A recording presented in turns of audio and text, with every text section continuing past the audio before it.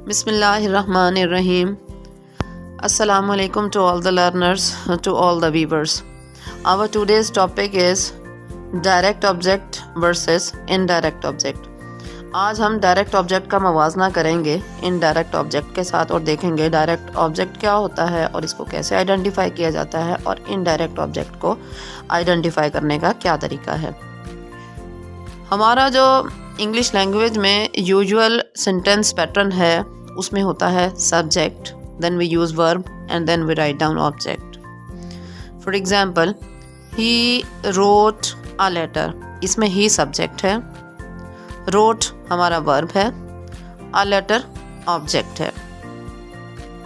Sometimes हमारा structure ऐसा आ जाता है कि उसमें एक से ज़्यादा ऑब्जेक्ट पाए जाते हैं, जैसे कि he wrote me a letter.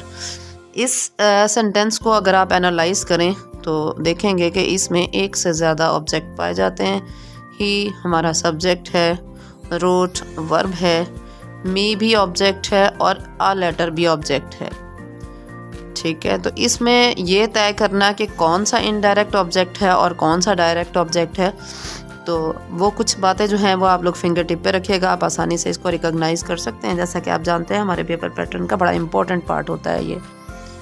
अब इस सेंटेंस में मी जो है वो इनडायरेक्ट ऑब्जेक्ट है, तो इसकी क्या पहचान है कि इट डिनोट्स सम पर्सन, किसी शख्स की तरफ, लिविंग पर्सन की तरफ इशारा करेगा। And it always accompanies direct object, ये हमेशा डायरेक्ट ऑब्जेक्ट के साथ इस्तेमाल होगा। और एक और चीज़ भी है कि इनडायरेक्ट ऑब्जेक्ट के बगैर जो है हमारा सेंटेंस कंप्लीट हो सकता है। ठीक है, और जैसे ही रोट अ लेटर, तो इनडायरेक्ट ऑब्जेक्ट अगर इस्तेमाल ना भी करें तो क्या है कि हमारा सेंटेंस कंप्लीट होता है। और अ लेटर इसमें क्या है, डायरेक्ट ऑब्जेक्ट है। अच्छा जी, डायरेक्ट ऑब्जेक्ट को आइडेंटिफाई करने के लिए याद रखिएगा it always denotes a thing, एक चीज़ की तरफ इशारा होगा। ठीक है, नॉन लिविंग थिंग होगी। And it can be use separately, इसको अलग से इस्तेमाल किया जा सकता है, ज़रूरी नहीं है कि इसको हम इनडायरेक्ट ऑब्जेक्ट के साथ इस्तेमाल करें, इसको अलग से इस्तेमाल किया जा सकता है।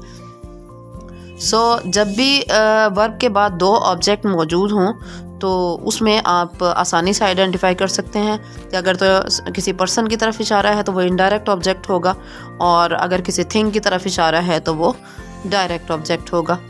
Keep on practising, have a nice day, thank you so much.